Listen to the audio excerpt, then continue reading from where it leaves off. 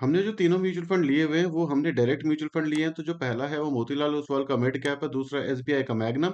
अगर आप SBI magnum की बात करोगे तो उसकी रेटिंग 4 के आसपास है, वहीं पे मोतीलाल की 5 के आसपास दिख रही है।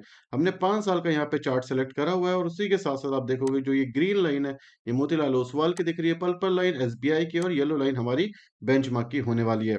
अगर आप 5 साल की बात करोगे तो 5 साल के अंदर 28% के आसपास के रिटर्न मोतीलाल ने दिए हुए हैं और 24% के एसबीआई मैग्नम ने। और यहीं पे लाइन में भी आप देख सकते हो कि जो हमारा बेंचमार्क है उसने आउट परफॉर्म करा है एसबीआई को, मतलब एसबीआई ने अंडर परफॉर्म करा है।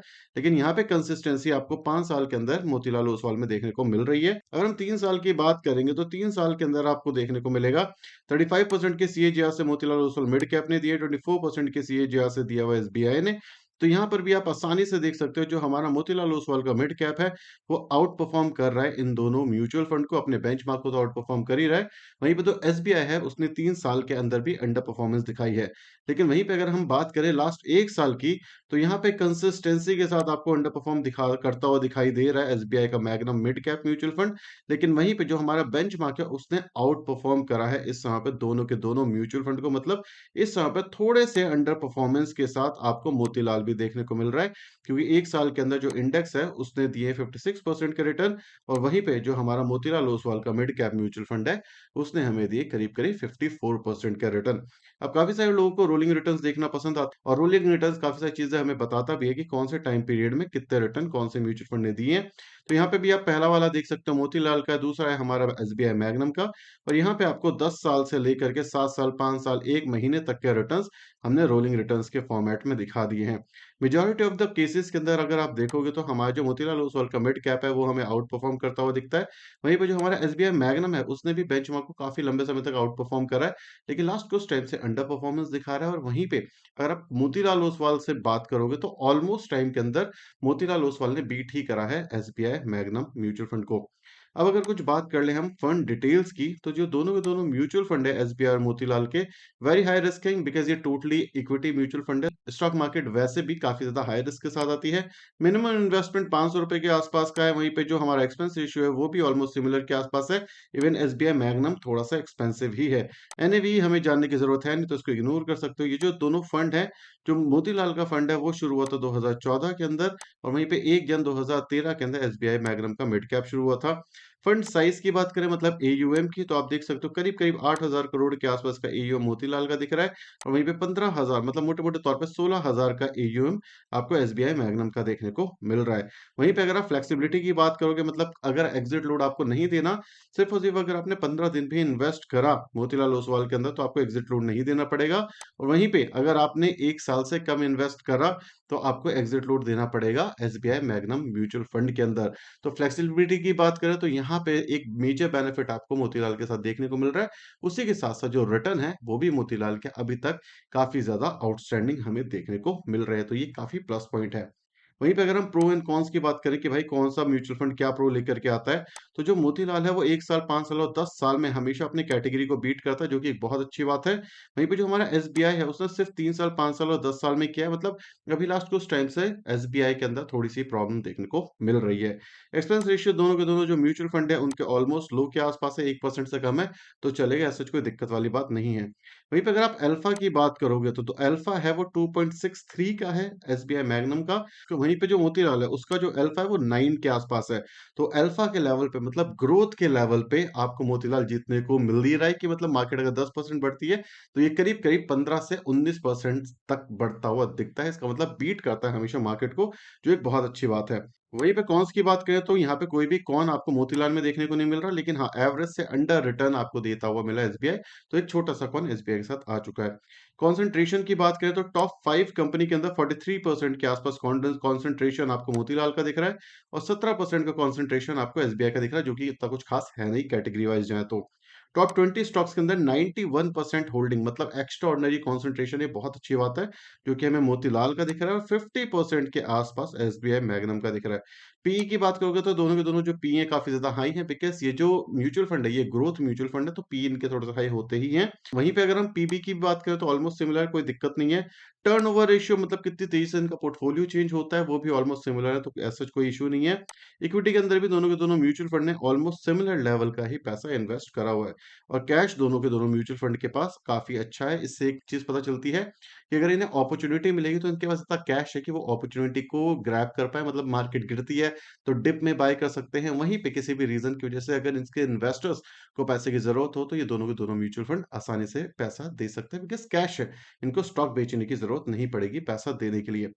टॉप 10 होल्डिंग की बात करें कि भाई कौन से सबसे बड़े होल्डिंग हैं, यहाँ पे आपको पर्सिस्टेंट सिस्टम देखने को मिलेगा, ट्यूब इन्वेस्टमेंट, जियो, प्रेस्टीज और ऐसे ही काफ़ी सारी कंपनियाँ देखने को मिलेगी जो कि एक्स्ट्रा ऑर्डिनरी कंपनी हैं और इन सारी की सारी कंपनियों ने एक्स्ट्रा ऑर्डिनरी रिटर्न बना करके दिए हैं। वहीं पे एसबीआई की बात करोगे, एसबीआई के अंदर भी जो कंपनियाँ हैं वो एक्स्ट्रा ऑर्डिनरी मतलब अच्छी कंपनियाँ हैं, लेकिन यहाँ पे जो डिस्ट्रीब्यूशन है वो बहुत ज़्यादा डाइवर्सिफाइड आपको देखने को मिल रहा है। इसीलिए अगर इसके ऊपर की 3-4 कंपनियाँ भी अच्छी कर देती हैं तो काफ़ी अच्छे रिटर्न बनते हैं मोतीलाल ओसवाल के। वहीं पे अगर हम मिड कैप की बात करें एसबीआई के, तो यहाँ पे काफ़ी सारी कंपनियों को अच्छा करना पड़ेगा because diversified, over diversified portfolio है, अगर मैं दोनों के दोनों को कंपेयर करूँगा तो। लेकिन अगर आपका कॉन्सन्ट्रेटेड पोर्टफोलियो होता है तो वोलेटाइल आपका म्यूचुअल फंड ज़्यादा हो जाता है। इसी के साथ-साथ अगर वो 5-7 कंपनियाँ नहीं चलती बिकॉज़ ऑफ एनी रीज़न, तो आपका जो म्यूचुअल फंड है वो अंडर परफ़ॉर्म भी करेगा। ये एक रिस्क आता है कॉन्सन्ट्रेशन के साथ, जो कि आपको मोतीलाल में देखने को मिल रहा है, जो कि आपको एसबीआई में देखने को नहीं मिल रहा है। इसके ऊपर मैं आगे और भी बात करने वाला हूँ। लेकिन यहीं पे अगर हम रिस्क मैनेजमेंट की बात करें, तो स्टैंडर्ड डेविएशन दोनों के अंदर ऑलमोस्ट सिमिलर के आसपास का देखने को मिल रहा है, तो ऐसा कोई दिक्कत नहीं है। शार्पन रेशियो यहाँ पे सब है, मोतीलाल की काफ़ी ज़्यादा अच्छी है, वहीं पे एसबीआई की ठीक-ठाक सी है। 2 के जितने पास हो आप, उतना अच्छा शार्प रेशियो होता है हमारा। बीटा की बात करें तो ऑलमोस्ट आपको दोनों सिमिलर लेवल के दिख रहे हैं, तो इतना ज़्यादा कोई वोलेटाइल म्यूचुअल फंड नहीं है, एक डिसेंट लेवल के म्यूचुअल फंड है। वहीं पे जो शॉर्टन रेशियो होता है, ये आपको ध्यान देना चाहिए। ये 3 के ऊपर है और ये वाला 2 है। 2, अगर आप 2 के ऊपर हो तो आप extra ordinary risk plus reward लेकर के आ पा रहे हो, मतलब रिस्क एडजस्टेड रिटर्न आपके एक्स्ट्रा ऑर्डिनरी है। लेकिन ये 3 के ऊपर है जो हमारा मोतीलाल है, तो वो एक्स्ट्रा ऑर्डिनरी ही रिस्क मैनेजमेंट दिखा रहा है, जो कि एक बहुत अच्छी बात है अभी के हिसाब से अगर हम देखें तो। वहीं पे अगर आप देखोगे जो अल्फा है वो भी एक्स्ट्रा ऑर्डिनरी है मोतीलाल ओसवाल मिड कैप का, और एसबीआई का अल्फा इतना कुछ खास नहीं है, एक डिसेंट सा अल्फा आपको देखने को मिल रहा है। अब बात हो सकती है कि भाई मेरे पोर्टफोलियो में दोनों के दोनों म्यूचुअल फंड है तो क्या करें, ओवरलैपिंग तो नहीं है। तो इन दोनों म्यूचुअल फंड के अंदर सिर्फ और सिर्फ 11% ऐसे स्टॉक हैं जो कि ओवरलैप करते हैं, मतलब जो दोनों के दोनों म्यूचुअल फंड में है। इसका मतलब ये है कि 7 ऐसे स्टॉक है जो दोनों म्यूचुअल फंड में है। वहीं पे जो मोतीलाल है उसके अंदर स्टैंड अलोन 18 स्टॉक्स हैं, और वहीं पे जो हमारा एसबीआई का म्यूचुअल फंड है उसके अंदर 64 ऐसे स्टॉक है जिसके अंदर मोतीलाल इन्वेस्ट नहीं कर रहा है। तो मोटे-मोटे तौर पे अगर आपके पोर्टफोलियो में दोनों म्यूचुअल फंड है भी, तो भी एज़ सच कोई भी मेजर आपको ओवरलैपिंग देखने को नहीं मिल रही है, आप रख सकते हो। अब चलते हैं कंक्लूजन की साइड कि अगर मुझे इन्वेस्ट करना होता तो कहाँ करता, कौन जीता है और इन दोनों म्यूचुअल फंड के अपने-अपने क्या बेनिफिट हैं जो आपको ये देते हैं। सबसे पहले बात अगर हम करें मोतीलाल ओसवाल की, तो Motilal Oswal definitely consistent compounder है। चाहे आप 10 साल, 5 साल, 3 साल और 1 साल की बात करोगे, हर बार इसने बेंचमार्क को तो बीट करा ही है। इवन अपने कॉम्पिटिशन से ऑलमोस्ट 4 से 5% से ज़्यादा रिटर्न इसने हमेशा ही निकाल करके दिए हैं।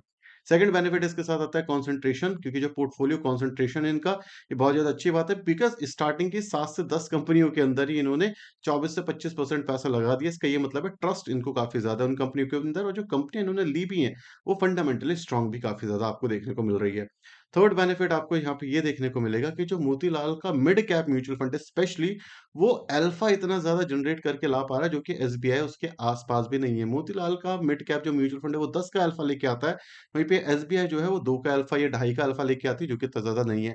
तो मेजरली अगर आप ग्रोथ पर्सपेक्टिव से इन्वेस्ट करना चाहते हो तो मोतीलाल यहाँ पे जीतता हुआ हमें दिखेगा। वहीं पे एसबीआई अगर किसी को लेना है तो उसको सिर्फ और सिर्फ तब लेना चाहिए जब उसको रिस्क एडजस्टेड रिटर्न की बात करो, भाई रिस्क एडजस्टेड रिटर्न मुझे चाहिए तो मैं जाकर के एसबीआई ले सकता हूँ। लेकिन उसमें भी मोतीलाल हमें जीतता हुआ दिखा है अगर हम रेशियो वाइज़ जाएँ तो। वहीं पे अगर आप पोर्टफोलियो की डिस्कशन करोगे तो एसबीआई का पोर्टफोलियो काफ़ी अच्छा है, वेल डाइवर्सिफाइड है, तो ये आप ये मान सकते हो कि बहुत ज़्यादा रिस्क नहीं ले रहे हैं रिटर्न निकालने के लिए, लेकिन इस वजह से थोड़ा बहुत अंडर परफॉर्मेंस आ रहा है, तो उस पे थोड़ा-सा ध्यान होना चाहिए। और अदर देन दैट एसबीआई का म्यूचुअल फंड भी इतना बुरा नहीं है, वो भी अच्छा है, लेकिन अगर हम कंपेयर करेंगे मोतीलाल के अगेंस्ट, तो एक्चुअली वो कहीं खड़ा नहीं होता, और जो लास्ट के इसके अंडर परफॉर्मेंस है, वो भी कहीं न कहीं हमें थोड़ी प्रॉब्लमैटिक दिखाते हुए उसमें भी हमें थोड़ा बहुत ज़्यादा प्रॉब्लम देखने को मिल जाता है। तो इस वीडियो को तो डेफ़िनेटली जो विनर होने वाला है वो मोतीलाल ओसवाल का मिड कैप म्यूचुअल फंड होने वाला है। तो अगर आपके पोर्टफोलियो में दोनों के दोनों म्यूचुअल फंड है तो डेफ़िनेटली आप कैरी ऑन कर सकते हो। यहाँ पे जो भी हमने डिस्कशन किया ये टोटली डिपेंड कर रहा है हमारे डेटा के ऊपर। यहाँ पे कोई भी बाइंग और सेलिंग की हमने रिकमेंडेशन नहीं दी है। ये सिर्फ़ और सिर्फ़ हम कंपेयर कर रहे हैं कि point to point, data to data कौन-सा म्यूचुअल फंड कहाँ पे आउट परफ़ॉर्म कर रहा है, कौन-सा अंडर परफ़ॉर्म कर रहा है। तो मेरे केस के अंदर मेरे को ऐसा लगता है इस वीडियो में कि मोतीलाल जीता है और स्टैंड अलोन जीता है बिकॉज़ उसने हर एक चीज़ में बीट करा है एसबीआई को। तो इस वीडियो के अंदर इतना ही। अगर वीडियो पसंद आई तो वीडियो को लाइक और चैनल को सब्सक्राइब करना बिल्कुल भी मत भूलना। कोई और कंपैरिज़न अगर आपको चाहिए तो डेफिनिटली आप कमेंट सेक्शन में बता सकते हो। कोशिश करेंगे जल्दी से जल्दी वीडियो लाने की। Thank you so much for watching this video. Tata, bye-bye, signing off.